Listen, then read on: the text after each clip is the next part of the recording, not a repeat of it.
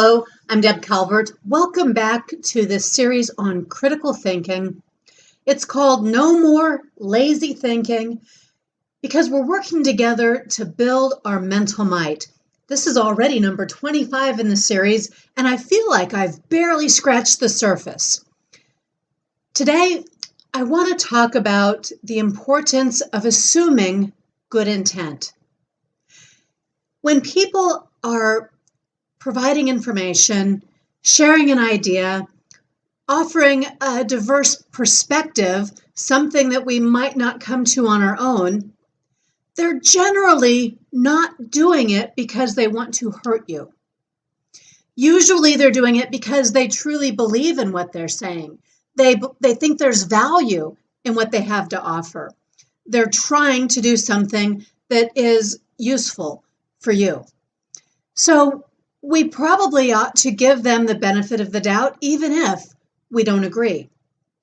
We ought to make a more charitable interpretation of what people have to say instead of immediately jumping to conclusions that are probably wrong, conclusions that will keep us from hearing what they have to say, keep us from opening up our own mind, and keep us from learning and growing because we've remained open.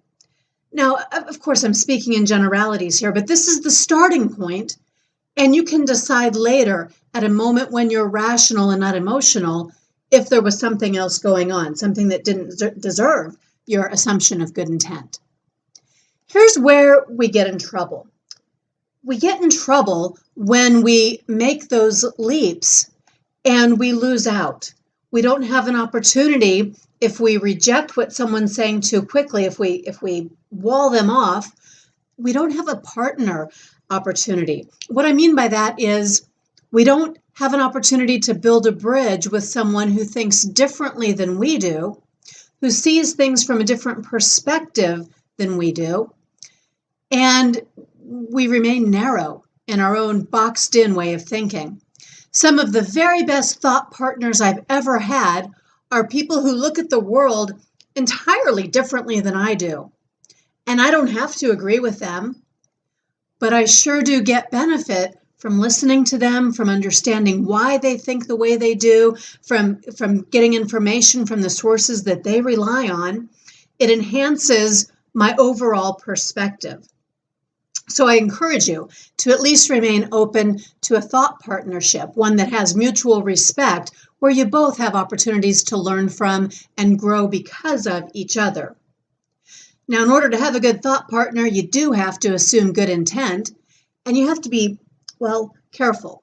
You have to be careful not to be nitpicky. And what I mean by that phrase is looking for the itty-bitty little things that you might disagree with or that you can't consider. They're just too far from your own value system or your own way of looking at it. Right? Don't focus on those little tiny things. Look at the bigger picture. If you look at everything all together and you keep that broader context, chances are that you're going to find much more value in what's being said and in what's being offered. You won't limit yourself. See, ultimately, there's no value at all in I'm right and you're wrong ways of thinking. It's just not true. So often it's I'm partly right, you're partly right. We're both perhaps wrong in some aspect of how we're seeing things.